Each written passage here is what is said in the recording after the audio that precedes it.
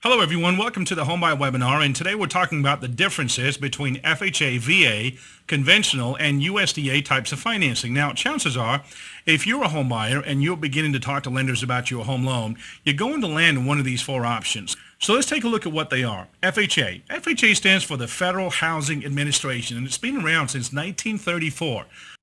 VA, which is overseen by the U.S. Department of Veterans Affairs, oversees everything to do with veterans. Conventional is overseen by Fannie Mae and Freddie Mac, and we'll explain shortly what those are.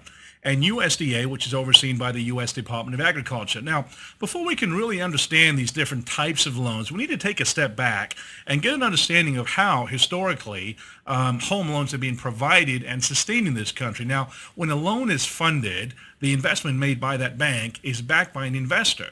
Now, this means that rather than having to wait 30 years to get the original principal balance and the interest back, the bank can make some immediate money by selling the right to collect those interest payments to an investor, and that investor is in it for the long haul. Now, in other words, another investor comes in, buys the debt, and the right to collect payments on it. Now, why is this important? It's important because the local bank or mortgage company or credit union can make their money back immediately and return to the business of helping the next home buyer without tying up their money for 15 to 30 years, which is an awful long time. Now, how do banks get their money back immediately? And how do they continue to provide loans? Now, historically, what the banks did was reach out to a middleman that bought these loans, thousands upon thousands of them, good loans, bad loans, all mixed up together, and then they played the role of finding investors for these loans all across the world. Now, imagine these mortgage loans as red apples, green apples, yellow apples, bad apples, good apples, old apples, organic apples, all mixed up in one bag, and the middleman takes that bag and slices it up in little bags, small groups of loans, and sells them to end investors all over the world. Now, the middleman, by playing that role, enables both the big and small banks to keep lending money because there's always a constant supply of cash to come and replenish the money that they've lent out. Now, in the U.S., historically, there have been three major companies that played that middleman role, or they backed private companies that played the role: Fannie Mae, Freddie Mac, and Ginnie Mae. Now, let's talk about the last one first, Ginnie Mae. Ginnie Mae stands for Government National Mortgage Association. It's actually a government agency within HUD. Now, Ginnie Mae backs certain types of mortgages that are bought and sold all over the world. The end investor who buys the loans, whether they're a pension fund in Germany or an insurance company in China, for example, those end investors carry less risk because the full faith and credit of the U.S. government is behind these loans that are bought and sold. Now, essentially, the U.S. government is guaranteeing the monthly payments to the holder of that bag of apples, the pool of mortgages. Now, what does this mean on the street? How does this affect the home buyer qualifying for a mortgage? Get this, loans backed by Ginnie Mae carry more flexible underwriting guidelines and lower interest rates or better pricing, and we'll explain to you here in just a little bit why. Now, unlike Ginnie Mae, Fannie Mae and Freddie Mac, the other two companies that are playing that role, that middleman role of buying and selling mortgages in bulk, they have government oversight and often even government intervention, like we've seen in 2011, 2010, but they are not actual government agencies. The loans that they buy and sell across the world are not 100% backed by the U.S. government, and so their standards and their guidelines are tighter. Now, which loans are backed by Ginnie Mae and which are not? In other words, for which loans does our federal government come in and provide a guarantee to the end investor saying, hey, if payments stop coming in, we will step in and make good? Which are those loans? The answer, FHA, VA, and USDA. And this makes those mortgages less risky to the end investors, which in turn means lower pricing on the street, better and easier qualifying for the borrower, for the home buyer on the street. Now, Fannie Mae and Freddie Mac overseen loans are considered conventional. Now, in 2011 and 2010, I don't want to go off on a tangent here, the government actually announced that Fannie and Freddie will gradually be, phased out or wound down. And this is going to leave our economy depending on other sources to play that role of providing mortgage money to the banks by packaging those pools of mortgages and selling them off to investors all over the world. Okay, let's take a look at FHA. As we've already said, because the lender has the full backing and guarantee of the U.S. government behind the loan, they can tolerate more risk and allow lower down payments when considering FHA financing. Now, there's different types of FHA mortgages, but the most common is the FHA 203B, which has a 30-year and a 15-year fixed loan option. Now, let's look at the pros and the cons of FHA financing, folks. Pros: lower down payments as low as 3.5%, allowing for 96.5% financing. Flexible and forgiving underwriting standards, including 2 years from a bankruptcy discharge and 3 years from a foreclosure. FHA allows for non-occupant co-borrowers. In other words, typically family members can come in and co-sign for a borrower without even intending to live in the property. And what FHA allows is for the lender to blend the total income of all the borrowers and on the total debt of all the borrowers. And in doing so, the strength of the non-occupant borrower can even out the weaknesses of the occupant borrower. Now, less credit depth is still acceptable. And it's not always necessary to have a high FICO score. In fact, FHA loans can be made to borrowers who have no traditional credit, such as, credit cards, student loans, and auto loans, and so on and so forth. FHA loans can be made to borrowers that have non-traditional credit, such as utilities, rent history, car insurance, cell phone subscriptions, so on and so forth. Now, FHA allows the seller to give up closing cost concessions up to 6%, even at the highest loan-to-value of 96.5%. And we'll see in a little bit how that's unique. The entire down payment from the buyer can be gifted. This is in stark contrast to conventional loans, where typically at least the first 5% of the down payment has to come from the buyer's own funds. Now, with FHA, certain debts, if they're deferred, can be taken out, eliminated from the monthly payment obligations, such as, for example, student loans.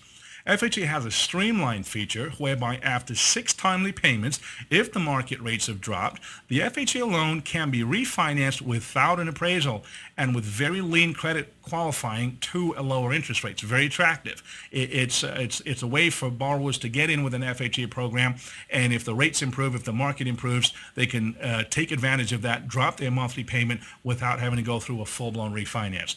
Finally, when we're talking about pros of FHA financing, FHA loans don't require any cash reserves in the bank. Even $1 over what's needed for down payment and closing costs to close the transaction is perfectly acceptable. Cons: let's look at some of the negatives. FHA can involve the appraiser being a little bit pickier on the condition of the property. Now, there are restrictions on buying homes that are being quickly resold for profit. In fact, we have a whole nother video home buy webinar tutorial on FHA flips where the seller has not owned the property for 90 days. The seller's reselling the property for profit within 90 days of acquiring it, and you want to take a look at the details there. Mortgage insurance on FHA loans continues for a minimum of 5 years, even on a 30-year term.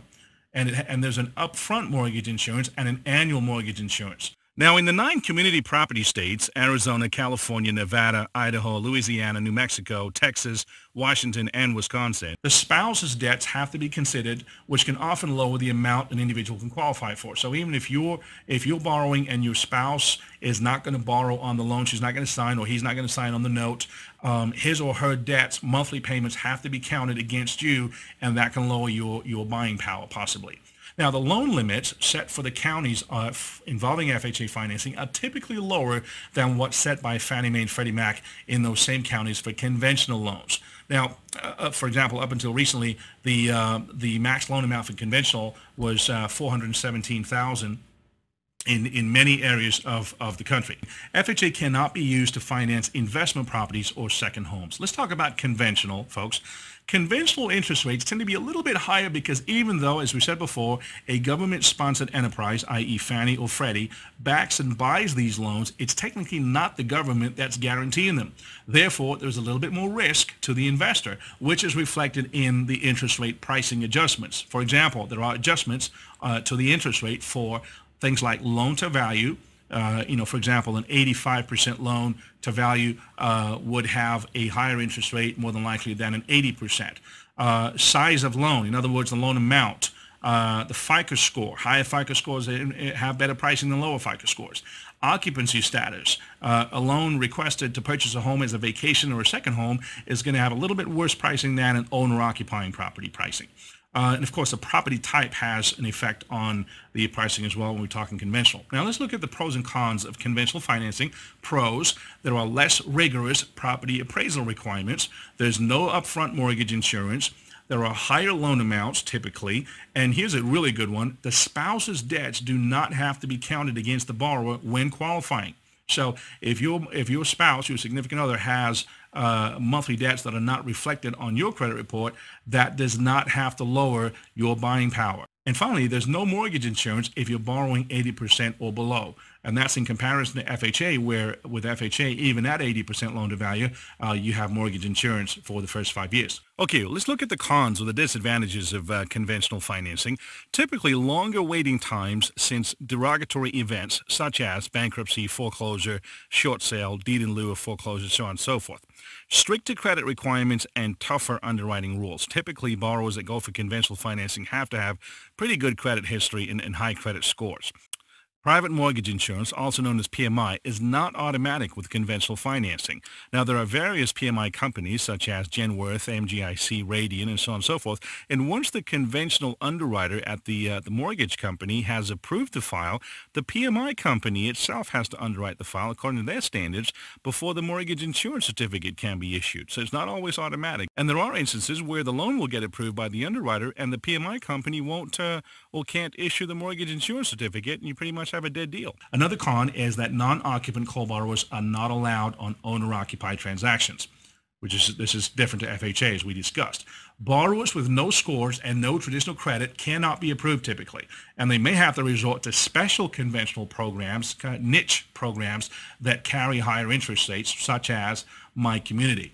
There's less of a tolerance for high debt ratios. In fact, the automated system that Fannie Mae uses, known as DU, that you might have heard about, has become tighter and tighter over the years, where higher debt ratios that used to pass through are now getting stopped at the door. And typically, you're going to have a debt ratio of 45% or less to be able to get through on a conventional loan.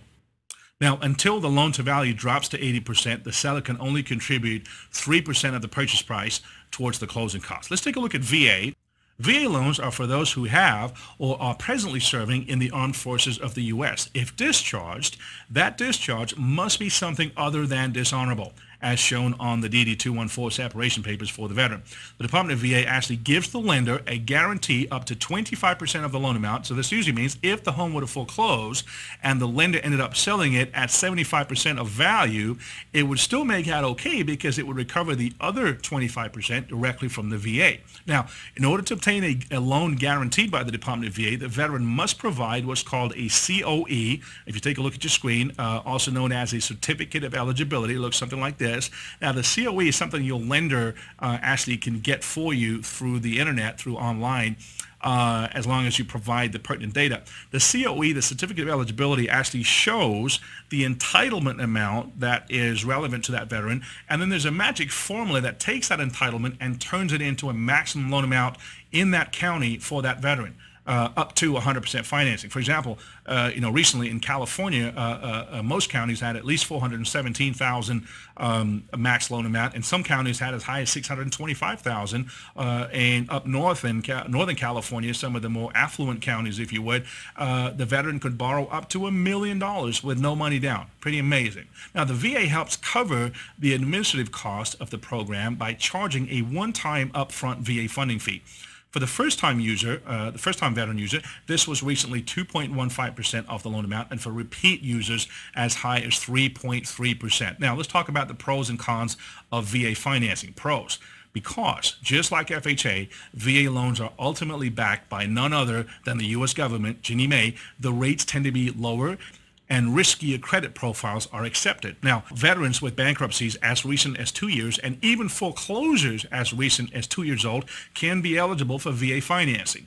They can borrow 100% of the purchase price. The seller can pay not only 4% towards the customary closing costs, but check this out, folks, but also another 4% towards concessions, such as paying off the veteran's debts to enable him or her to qualify. Pretty amazing. In other words, the seller can assist in paying off the veteran's credit card debt, for example, to help that veteran qualify. So if you add 4 and 4 together, that's a total of 8% of the purchase price in seller concessions that can be given up. Very attractive for veterans to get into the home with VA financing. No cash reserves are needed. The VA can be funded for widows of deceased veterans who never remarried. Veterans without credit scores or traditional credit can be eligible as well, just like with FHA, as we discussed earlier. There is no mortgage insurance, even at 100% financing. This makes it very very attractive. No MI, there's no upfront MI, and there's no annual MI for VA financing.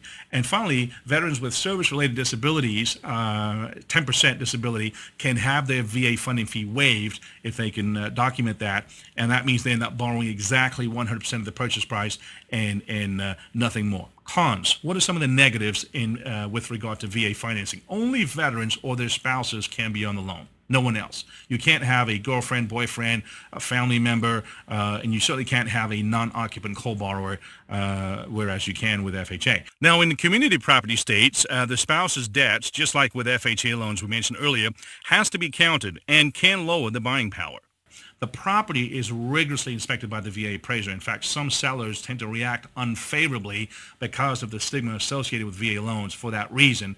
And it takes a good skilled loan officer to get on the horn, get on the phone with the seller and or the seller's agent and reassure them regarding VA financing, because quite honestly, it's really not that bad.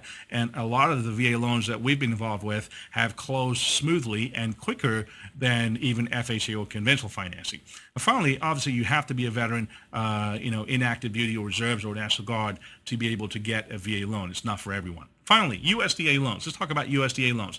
USDA loans are guaranteed by the U.S. Department of Agriculture, and they give the lender assurance that they will guarantee up to 90% of the amount of the loan in the event of default. Now, in response to this guarantee by the USDA, lenders will lend 100% of the purchase price and sometimes even more than 100% of the purchase price if the appraisal supports a higher value than the contract price between buyer and seller. Pretty amazing.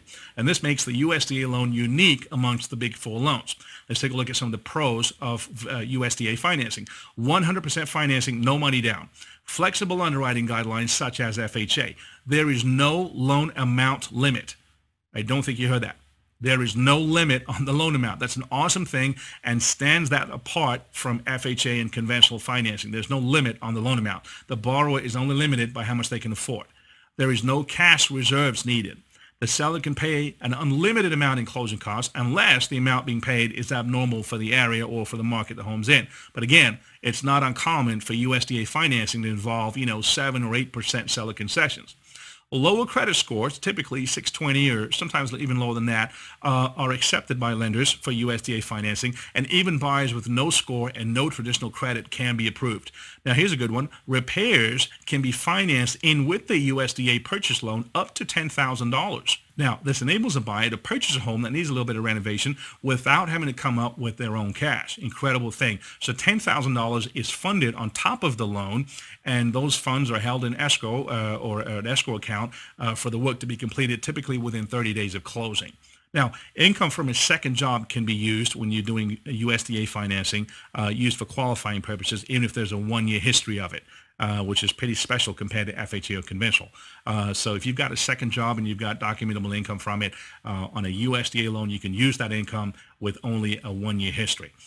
And the last thing here we're going to talk about under the category of pros is the mortgage insurance that's now imposed on USDA loans as of October 2011 is to be declining with each passing year as the loan principal balance goes down. Now, that's unique compared to FHA mortgage insurance. The USDA mortgage insurance, which is 0.3% per year, the dollar amount is going to decline because it's always based on the principal balance of the loan in that year. Cons, negatives of USDA financing. Obviously, only owner-occupied properties are eligible. Non-occupant co-borrowers are not allowed. There are income limitations based on the number of persons in the household and the county that the property is being purchased in.